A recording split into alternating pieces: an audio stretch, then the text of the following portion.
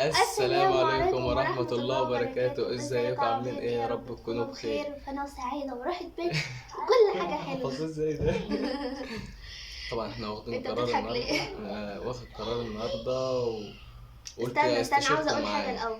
طبعا انتوا عارفين ان انتوا جمهورنا وحبايبنا واهلنا التانيين، واللي احنا المفروض اي حاجة بناخدها او اي قرار بناخده ناخد لازم رأيكم. نشارككم فيه وكده. فالقرار اللي احنا هناخده النهارده هو حساس شوية، بس ممكن يريح جميع الاطراف وكده. هيريحني وهيريح امي واختي وهيريحنا كلنا. فمش عارف اقول لكم ايه، فانتم شوفوا ده صح او ده غلط. انا واخد قرار كده، فانا عاوزكم معايا فيه. مش حبيت اللي انا برضو اوصلها لكم، وعايز اوصلها لسلمى بس مش عارف اجيبها لها ازاي. يعني علشان طبعا انتوا هتكونوا معانا في الفيديوهات، طبعا ممكن ينقص حد مننا، طبعا مش هنفسر، فممكن بقى تسألوا عليه او كده، فاحنا عاوزين كل حاجة تكون قدامكم كلكم تبقوا عارفين كل حاجة عننا. ده حاجة ما قولوا تزعلش. قرار ايمن صح ولا غلط، ويعني شاركونا كده يعني. فانا هقعد دلوقتي طبعا وهندى انا لسلمى مش عارفه احنا موطيين ليه، طبعا عشان الستاند قليل اسمها ايه؟ قصير. طبعا الستاند قصير. بصوا احنا مش هنقول لسلمى ان احنا بنصور. انا هقعد وشوفوا رد فعلها ايه، واشوف انا مش عارف برضو. هقعد هي طبعا بتصور فيديو، سلمى بتصور فيديو. خلصت ولا ليه؟ يا لابسه سبايدر مان يا فضيل. ايه يا حبيبي سبايدر مان. سبايدر مان. سلمى لما اجيبها بقى اقعدي جنب اختك يا واع. سلمى بت هي بتصور من الستاند الصغير. لا ما طلبتش مني الستاند، انا موقفاه هي ده قاعد على السرير. والله. لا مجهزه لك الستاند يا سلمى ورينج لايت من بدري على قاعد على اساس السرير. هتصوري عليه. بقول لك قاعد على السرير. بسأل ايمن دلوقتي بيقول لي بتصور فيديو. يا سلام يا سلام دلوقتي يا عليك. سلمى دلوقتي عشان برضو ايه، بتاع الكرسي. عشان ترجع تصور الفيديو بتاعك. انا واخد قرار، حاجة هتريحني وهتريحك وهتريح امل وهتريح امي وهنرتاح كلنا. اهم حاجه راحتك يا ايمن يعني. يا بنت ماشي، بس انا برضو مش حاجة غصب عنك، بس هي بمزاجي، بس مش عارف اجيبها لك ازاي. ممكن حقك تزعلي، بس بعد كده هتعرفي ان هي حاجة صح. انا هتجوز واحدة تانية. ايمن بياخد قرارات تلقاه. قول لها يا اما الكلام ده عشان ارتاح وعشان امل ترتاح وكلنا نرتاح. هي رياح الايمن مش مهم احنا. لا يا ستي، عشان انت اللي هتتجوز، انا هرتاح ازاي؟ ماشي يا ارتاح ستي. من ايه يعني مش فاهم. يعني هتجوز، هو قال لي يعني ايه مش فاهم، يعني هتجوز. لا انا قصرت انا معاك في امل مثلا مش فاهم. والله قصرت معايا في ايه؟ انت مش كده انا مصدقه تعبت. طبعا، مش هتصدقي عشان أنا انا قاعد، لكن صدقيني زي ما قلت لك كده. ايوه يعني ما هاجي يقول بينه وبينه ولا اتنين قلب. ماشي، لا ما هو عشان نبقى كلنا قاعدين هجيب لك الوقت يا دول. عشان بس نبقى كده عيب. قاعدين، عشان نبقى قاعدين وكلنا مع بعض كده وكلنا شايفين كل حاجه، ما عادش حاجه من ورا التاني ولا ريحه للجميع يا سلمى بس بجد. كده مش حاجه مستفيده. انا اول مره اجي عليك ومش هيجي عليك، ولا تظلم ولا عيالك هتظلم.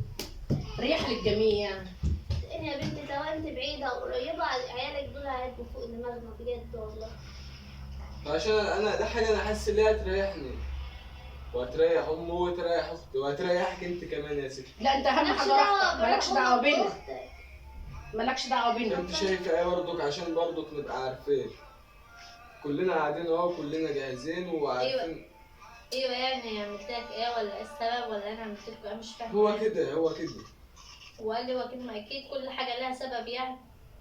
انا شايف ان راحتي هتبقى مع واحده تانية، او انت موجوده برضك عايزه تعيشي ماشي. بس ايوه لا يعني مع واحده تانية يعني ما عادي. قصرت معاك في انا مش فاهمه يعني. ممكن مع واحده تانية كده وانا قصرت معاك في حاجه يعني. انا مش عليا بقى، ما اعرفش، انا شايف كده. انا شايف كده. وما قلتش الكلام ده يعني من زمان لا. طب انا اعمل ايه؟ اما لا. فكرت فيها وخدت قرار. انا لسه بقول لك ايه، خدت قرار وجبت جمعت هدوم وقاعده واختي قاعده عشان تسمع القرار، مش اكتر. وكمان بس ايوه يعني ما انا بقول لك ايه السبب يعني، في سبب يعني كل واحد يقول سببه يعني. انت شايفه ايه يا أم؟ شايفه ايه يا امل؟ انا شايفه اللي يريحك تعمله. ماشي بقى، هو ده اللي مريحني. هي يلخبطك يعني. عادي يا ست، عايزه تعيشي مع امي عيشي مع امي هنا، حاجه ما تزعلكش. انا عايزين نرتاح، انت هتقعدها معايا هو نفس الحوار. هي بتاخد عيالها وتروح تقعد عند ابوها وانت تشوف مصالحك، وبرضه ما احناش هنسيبها ولا هنسيب عيالها. بس يبقى من هنا ومن هنا يبقى في راحه. والله اللي انت شايفاه يا أم، اللي انت بس شايفاه صح. ما يعني عملتش فينا حاجه ايوه وحشه مش فاهمه يعني انت عايز تتجوز وعايز تقعدني معاك ازاي؟ مانيش فاهمه يعني انت تقعدني معاك بتاع طب خلاص والله ما هو قالت بيقول لكم لك يعني مش خلاص. هيطلقك يعني. ايوه بتاع هو يتجوز لي اصلا يعني ما هو كده انا مش شايف كده، فاهمة انا شايف ان انا ارتاح كده مع واحده ثانيه يا ايوه ست. هترتاح يعني انا ارتاح عامله لك شوية. ايوه انا مش فاهمه يعني انا عامله لك عشان ترتاح مع واحده ثانيه يعني هو وانت كده. بتقول له اقعدي معايا مش شو مزاج. بنتك بتعيط يا ست؟ مزاج والله، هو مزاج.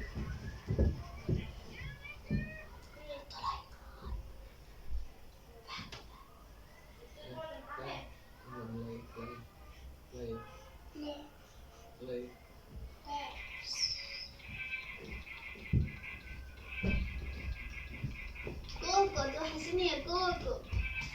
يا كوكو. كوتا. انا خدت قرار يا سلمى، ومش عارف انا اقول لك ايه، بس خلاص ما عادش هينفع اي كلام ولا عاد ينفع اي حاجه.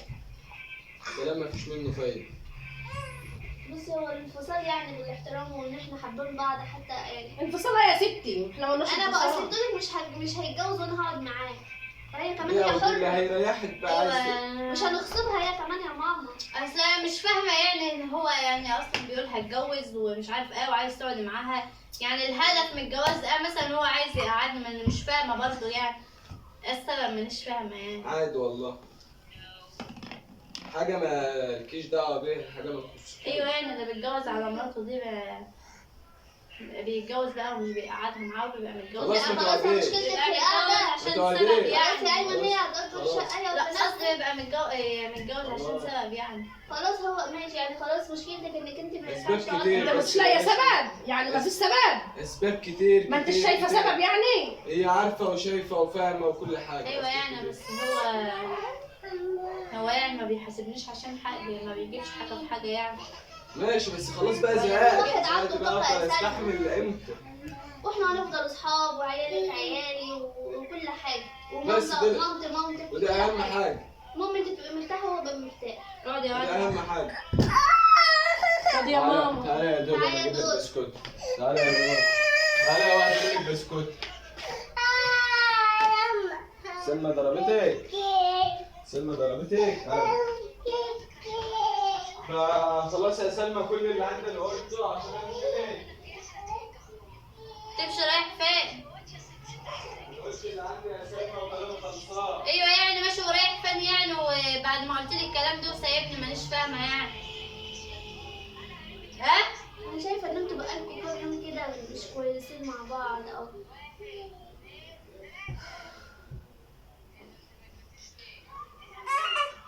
يا ايمن. خلاص يا سلمى. ايوه تعالى كمل كلامك يعني، انت بتهرب ولا ايه؟ ما تعمليش بقى ما انتش لاقي سبب تقوله؟ بدل البيت. لا مش سبب، انا مزاجي كده، انا لا خلاص كده مش كده. لا مش حكاية مزاج، انتوا بقالكوا كذا يوم واقفين لبعض على واحدة.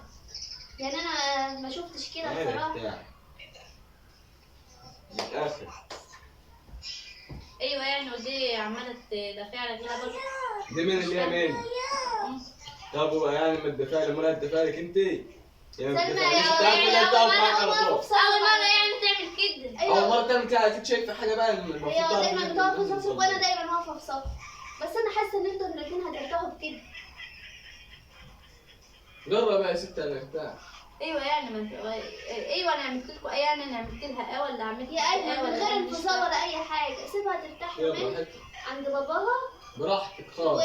وشوف انت ترتاح يومين يمكن تتراجع عن القرار بتاعك انت ده. مش قادر تبص في عيني ليه؟ ها؟ بياكل هيبص في عينك يعني. انت بتضحك على ايه؟ بتقول له ما انتش قادر تبص في عيني. لا ايوه بعد الهم اللي بيقوله ده انت عايزاه يبص في عينك ازاي؟ ايوه يعني ما هوش قادر يواجهني يعني كده ولا طب ما هو قاعد في وشك اهو لازم لا يبص ما في عينيك. بيبصليش. عشان بتصعب عليا. ما عشان بيبصليش. بتصعب عليا. سلمى هو بيستحمل عشان بناته وقال لك كذا مرة انا شايلك فوق دماغي عشان برضه احنا بنحبك وعشان البنات وعشان كل حاجة. وانا فلازم تاخدوا بعمل ايه قرار. برضه وانا عايشه اربي بناتي يا يعني مثلا عملت ايه مانيش فاهمه. لازم تاخدوا قرار يعني عايشه يريحكم. اربي. ما ينفعش تفضلوا طول العمر كده. انا خدت القرار خلاص. ايوه يعني انت شايف كده يعني؟ مش شايف غير كده.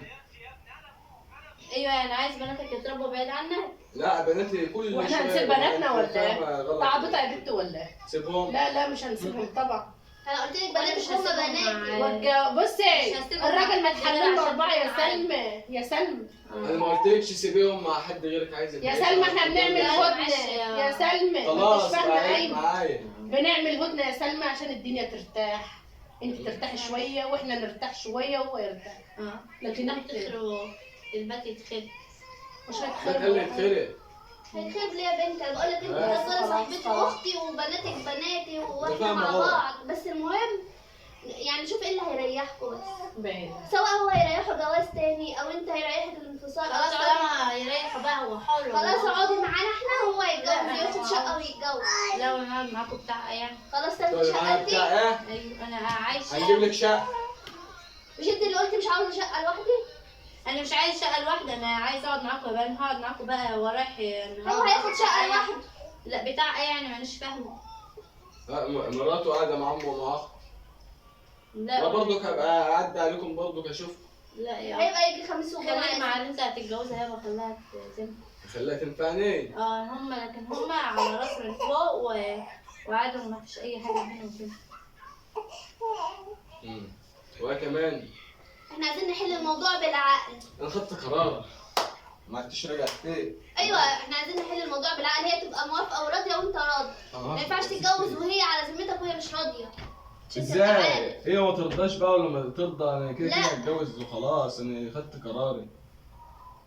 هي يا اما تنفصل يا اما ما ينفعش من غير موافقتها. ده اللي اعرفه. انت عايزه ايه يا بنت؟ تقعدي معانا يا سلمى وهو يشوف حياته انت براحته. ترضيها على نفسك يعني؟ لا انا مرضاش على نفسي. طيب وانا ما رضاهاش على نفسي. طيب خلاص احنا بنخيرك، سواء انت تستحملي ان يبقى ليكي زوجه انت تانية. لو بتحب ايمن هتقول له شوف اللي يريحك ايه. لا وازاي يعني؟ والله يعني برضه انا لا، واخده يريحها عن حب ومش عارف ايه ومتحدين الدنيا عشان بعض وفي الاخر يروح يجيب واحده تانية. ما عادي يا بنت، عشان كده ما قلتلكش هطلقك ولا كده. قلت لك عايزه تعيش عيش. لا ان شاء الله يعني مقصر انا في ايه مثلا مانيش فاهمه يعني عشان مش تقولي انتوا واخدين على الحب. انت بتقولي انا واخدين على الحب. ما تمام. فيش سبب والله مقصر انا في ايه مثلا عشان كده. مش لازم مقصرة يا بنت. ممكن انا حاسس ان انا ارتاح في حاجه تانية، او لو انا متجوز ارتاح. ممكن يا بنت عادي. ده حاجه تزعلك اما ابقى مرتاح. اللي بيحب حد مش بيحب له الراحه. يعني حد يبقى معاه حما وعمة. يعني المفروض انت اول زي واحده كده ترقصي لي الفرح. وماشي. المفروض اول واحده تبقى بترقصي. ايوه هرقص لك قوي. انت ما عادش ليك كلام معايا ولا قعدت تتكلم معايا لحد ما انا انزل البلد. مين؟ يعني انت بتتكلم هتسيبنا ايه؟ تسيبنا برضه؟ مش هو عايز يتجوز؟ ما هو طب حر. واحنا اذانيك في ايه؟ ما تقعدي معانا هو حر. عايزه تعيش. لو انت عايزه تعيش وتربي عيالك هتعيش وهتربي عيالك. ماشي والله ما انا عايشه وبربي عيالي، بس اللي انت بتعمله ده ما ينفعش يعني. ما انا عايشه عشان عيالي. احنا برضه واخدين القرار ده على خلاص اساس يا كل واحد ستي. يرتاح. عشان برضك ابقى برضك عملت معاكي برضك موقف حلو. اختاري لي انت العروسه. انا ما عادش رد عليكم وانت ما عادش تتكلم خدها يا معايا بيه، حلو ولا خدها. وحش لحد ما انزل منها طب معاك. خدها أما أقول لك. تتكلم معايا. طب خدها اما اقول لك. ايه لحد لما الصبح يجي. طب طب خدها اما اقول يعني لك. هتقدري تستغنى عننا يا طب سلمى؟ انا هتجوز ومفيش نزول من امال هنا. انتوا موافقينه يعني وعمالين تطبلوا له. عايزين نريحكم انتوا يا الاتنين. بنتي انا هتجوز ومفيش نزول من هنا. رايك لا هنزل. بمزاجك ولا ايه؟ ايوه بمزاجي. هو بمزاج. ازاي يعني تتجوز عليا واحده يعني واقعد معاك يعني؟ هو كده مفيش الا كده. استاذ جوه فاني مثلا. هو كده. لا والله ما اهو انا هتجوز عليك بقى بسبب اسلوبك ده اول سبب. قلنا لك اسلوبك يبقى حلو مع جوزك. سكت الوقت. وعماله اشوف بتكلمين ازاي. انا مال انت بتحامله يعني وبقول لك ما عادش تتكلمي معايا. بقول لك راح له وراح لنا وراح عشان انت ليه. قلت لي كلمتين زعلوني من حق اقول لك كده ما عادش تتكلمي معايا. يا بنت انا عايزه راحتكم يا بنت. طيب ما عادش تتكلمي معايا بقى. ده حلو ولا أنا خلاص عشان انت اول مره تقول كده وعشان الكلام اللي انت قلت ده ما عادش كلم الناس تتكلم. ديت برضه انا مش وخلاص. مكلمه الا انا. انت يا خلاص بنتي يا عم انا عايزه تطلق تنزلي يا أيمن هي ولا خلاص. هتعيشي على كده؟ هتقعد معاك تعيش معاك؟ هتقعد معاك. خلاص. وانت اما تتجوز تعال عيش مع ماما وانا وسلمى هنأجر شقه، او المهم يعني نبقى ننفصل احنا الاثنين. بظروفها عادي. لا انا مش قاعده مع حد، هو يتجوز ويشوف حياته وانا بيت ابويا مفتوح لي في اي وقت. تمام ماشي. وهو حلو، هو اللي خسرني البس يلا عشان انزلك يلا. لا، يعني خسر اسمها اندرا غاندي. مين؟ اسمها عندنا غندي. عندنا غند دي مين؟ سوا. ما اعرفش عندنا غندي دي لا مين. اسمها الاميره غند. الاميره غاندي. اه طيب يعني طيب يعني يلا المفروض عشان- بقول لك كده، قولوا له وانا مانيش منقوله من هنا، وما عمري ما صدق يا ايمن ان انت تعملها، وعمري ما صدق ان ماما سلوى تقبل بالوضع ده. يا هطلع ما هو انا عماله اقول لك ايه، انا عماله اقول لك انت اول مره تقولي لي كده. يا هطلع يا عبيطه. ده كان موقف بس بنختبرك فيه، تمام؟ كنا بنختبرك بس ونشوف رد فعلك ايه. ايوه. بتحبينا وشريانه ولا لا؟ والواضح وأنا انك قلت مش أنا شريانه فاهمة. خالص. انا قلت انا مش فاهمه. والناس بقى احنا كنا بنشاهد الناس كلها عليك والمشاهدين كلها طلعوا عليك عشان تبقى. عشان بقى هم اللي والله يقولوا انا بقى. اللي جاي ولا نفتح ولا شوفوا مين بقى اللي هيجي. انا عملت الحرابق. عمود الحربقه ما بتقول عمود الحرام. تعالي امل، ما عادش مساحه، ما عادش مساحه في لا التليفون. التليفون هيفصل. يخرب على كده. تعالي. لا بتقول لي ما عدتش لك كلام معايا لحد ما انا جاي. والله بس صوري بقى معاها. بنهزر يا بنت. عمرنا ما نستغنى عنك يا ام لا هذا عملت تعالى بعتهم. ما اقدرش اقدر اسميك اتجوز عليك يا انا حلوه. يا سلمى. انت تصدق بعد الحب دي كلها يا حلوه. ده احنا اتعمل فينا اللي ما يتعمل بسبب الاسد، وبرضه على دماغنا عشان خاطر عيال وعشان خاطر عيال. طبعا دول حبايبي والله ربنا يخليهم ليا. لا يا سلمى احنا يعني عاوزين اقول لك ان ده اسهل حاجه ممكن نستغنى عنك او انت تستغنى عننا وكله يرتاح، بس احنا بنحبك والله وبنحب. طبعا دول حبايبي والله ربنا يخليهم ليا، وانا ما اقدرش استغنى عنهم، بس انا ما توقعتش منهم كده، فانا اصلا ما عرفتش اتكلم ولا عرفت اقول حاجه. مصدوم ما توقعتش منهم كده، لكن هم حبايبي وانا عمري ما اسيبهم ولا هم عمرهم هيسيبوني. اللي هو شوفوا انا ما عرفتش ارد لان يعني هم عمرهم ما يعني ما قالوا لي كده ولا عاتبوني بذنب عشان كده حد الصدمة عشان يعني كده. ايمن لما بيشكلها ويجي يحصل اي حاجه، اي اتنين بيشكلوا هم يعني اللي ما هماش يدافعوا ملايكه. والله العظيم احنا اللي بنقف له اقسم بالله. حصل والله. والله العظيم ندخل وراهم الاوضه، يعني ايه ماما تبقى واقفه على السرير وانا واقفه قدام ايمن وهي عايزه ايه يلقوا بعض بالمخدات يلقوا بعض مش عارف ايه بصوا زي العيال والله انا مش العظيم زي ابعد عنك العيال. ولا اسيبك يا ممكن يشكلوا لو ما لقوش فرده الشراب. والله بجد بصوا مشاكل هايفه. طبعا بقى قولوا لي بقى حاجة القرار بتشكل ده عليهم. صح ولا غلط القرار ده؟ لا غلط طبعا. غلط غلط مش اصلا واحده تقبل على نفسها كده، واحنا ما غلط نقبلش على سلمى كده. غلط. عيالك في رقبتك لحد ما تموت، ومراتك. طبعا ده حبيبتي وعوضي بعدين انتي ماما لو سلمى. سمحتي جمعي وعمته اختك اللي ما جابتهاش عمته امل والله امل عمته بنت والله طبعا امل يعني مفيش زيها، وامل تستاهل كل خير يعني انا لما قلت خلاص انا هكلم امل عشان عارفه ان امل يعني ايوه ما ترضاش بكده ولا هي ترضى بكده، بس سلمى بتحب ماما قوي يعني دايما تقول لها انت عوض بعد بنتي وانت يعني ما اقبلش والله. أزيد سلمى. ولو ايمن عايز يتجوز انا ولا والله سايبه يعني سلمى هي- ولا سايبه عيالها، وفي رقبتي لحد ما اموت، على الحلوه وعلى الوحشه. يعني هي يعني مش بتحبنا اكتر من امل، احنا الاثنين معزتنا واحده، بس يعني كلها يا بنتي الكلمه اسمها لكن سلمى لا قدر الله لا قدر بس يا الله دودة حصل حاجه لا قدر الله، انا هبقى واقفه في صف سلمى وهبقى مع سلمى ضد ابني، ماشي؟ لان هي في الاول وفي الاخر وليا مش اكتر والله يا جماعه. والله والله والله يعني انا بتكلم الكلام ده. يعني لما تيجي تخرج تاخدني معاها وما تاخدش امل. انا عايز اخرج يلا عشان عايز اخرج. هتعوز مني حاجه؟ عايزين سلامتك يا حبيبتي اخويا. يا ماما صلى والله شكرا على كلامك الجميل اللي انت العفو يا ام وعد. بس برضه مش هكلمك على اللي انت عملتيه. العفو يا ام وعد. وانا عشان ما انا ما اقبلش كنتش متوقعه منك كده. والله عمري ما اقبل. والله عمري ما اقبل يا ولاد. سلمى كانت قاعده مظبوطه طبعا ده حبايبي، وطبعا ايمن عمره ما هيتجوز عليا وانا عارفه. لا ما تثقيش قوي كده. هو اتجوز 3 بعدي. لا انا عارفه ايمن بيحب سلمى وايمن عملوا ايه علشان تقسى الحب. عملتوا ايه في دنيتكم يا ولاد؟ مش عارف، انتوا بتكفروا ذنوب. حبينا بعض بس. صح؟ سلمى عارفه ان ايمن عمره ما يبعد عنها، يعني حصل لهم مشاكل الدنيا وما بعدوش اي عن والله بعض. يعني ايمن حصل له مشاكل كتير بسببي وكده، وعمره ما بعد عني ولا عمره فكر ان هو يزعلني يعني بسبب حاجه، ولا خدني بذنب اي ولا مش حاجه. الدماغ بالكلام ده خالص. ولا انا بس- شايف اي الكلام ده خالص. ولا احنا شايفين، احنا شايفين بس العيال الصغيره بس. طبعا عايزه اربي عيالي احسن تربيه، مش عايزاهم يبقوا مشردين من غير اب. عايزاهم يطلعوا يعني يتربوا احسن تربيه ويبقوا حلوين. يكفيكوا شر خراب البيوت. ربنا يخلي لهم امهم يا رب. ربنا يخليهم امهم، يا رب. والناس كلها يا رب بتتخاصم يخليكوا وبتتصالح ليا. وبيرجعوا لبعض. طبعا لو عجبكم الفيديو خشوا حطوا لايك واعملوا اشتراك، واللي ما اشتركش يعمل أيمن عايز اشتراك. جعان ولا عايز تتغدى؟ انت عايز ايه؟ الاثنين. ايمن عاوز يمشي عاوز يتغدى. الاثنين يلا بس ما انت اللي قلت قرار، هنعمل ايه يعني؟ المحشي على النار. طبعا بنعمل محشي وهناكل بقى هيجيلك نفس تاكلي؟ والله العظيم انا ما كنت هصور معاهم تاني، يعني انا لما بس دخلت أنا بقعد الصدمة أنا انا عارف ان هي كانت انا مصدومة كنت بس. واخده قرار ان مش هصور معاهم تاني بقى. انت كنت هتصوري بقى مع، انا هنصور بقى عرفت مع بقى؟ الزوجة التانية. عرفت بقى المقالب بقى اللي بعمل فيك مقالب اهو، بقى بعرف اعمل فيك مقالب واشتغالات طب لازم. والله شوف بقى مقلب هيطلع، استنوا في ايمن مقلب هيطلع من قول له عين بعد ده استناك على جديد. طول. يلا قومي يا امل نختم معاك يلا باي. وانا هعلمكم اختم بقى المقلب اللي انا عامله والله فيك. لا اعمل فيك مقلب وفيه. طبعا مش هنلاقي احسن من ام وعد. غطي يا بنت عشان انا قصيره. مش هنلاقي احسن. انا بعد كده انتوا حيرتونا تحطوا دي فين. بصوا طبعا يا ده عايز جماعه حد يقعد له وهو بيصور هو ايه البتاع اللي انتوا عاملينه ده.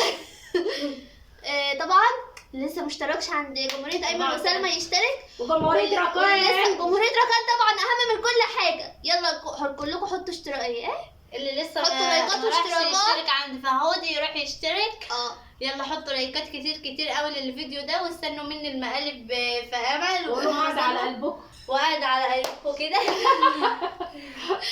هتوحشونا يلا قوي باي. قوي قوي قوي يا اغلى ناس في الدنيا.